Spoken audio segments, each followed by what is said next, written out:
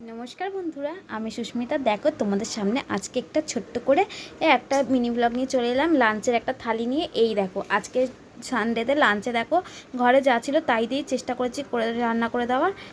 এই দেখো এখানে ছিল সাদা ভাত আর এখানে পেঁয়াজ শসা ডিম সিদ্ধ দিয়েছি, কেন রান্না খাবে না বলছে ঝাল ঝুল, আর এই গরমে সত্যি ইচ্ছাও করছে না।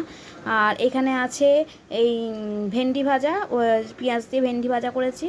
এখানে আছে আলু চাকচাক করে একটু বড়ার মতো, এটা মার থেকে শিখে এসেছি, এটা কী বলে আমি নাম জানি না, তোমরা যদি জেনে থাকো।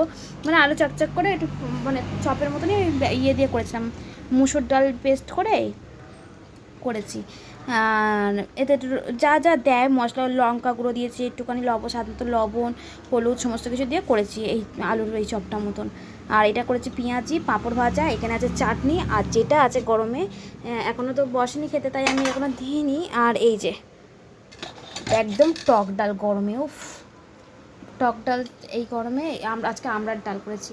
আর আমার না ডালটা আজকে এরকম কেন হয়েছে বলছি তোমাদের সাথে বন্ধুরা, একটু ভুলে গেছে, শর্টকাটে বেশি করতে গেছিলাম তো ভেবেছিলাম যে ডালটা আর আমড়াটা একসাথে সিদ্ধ করব, কিন্তু টক কখনো সিদ্ধ হয় না সেরকম করে জানতাম না। আর ডালটা সিদ্ধ হয়েই গেছে, দেখো ডালটা কিন্তু সিদ্ধ, কিন্তু এই যে কেমন একটা মানে হলুদ দিয়েছে তাও এটা কেমন মানে কষ মতো লাগছে।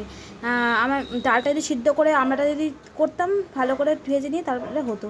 আমি একেবারে কড়ার মধ্যে আমড়াটাকে ভেজে নিয়েছিলাম তেলে ভেজে, তারপরে একেবারে শর্টকাটে করতে গেছিলাম, তাই এই যে ডালের মানে দেখা মানে এরম হয়েছে দেখতে।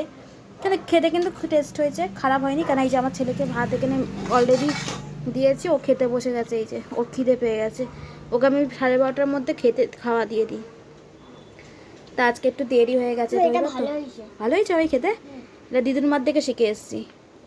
তা তোমরা আজকে লাঞ্চের থাইটা কেমন হয়েছে অবশ্যই তোমরা কমেন্ট করে জানিও বন্ধুরা। বাই বাই, দেখাবে নেক্সট কোনো ভিডিওতে। সবাই খুব ভালো থাকবেন সুস্থ থাকবেন, আজকে আমাদের টাটা।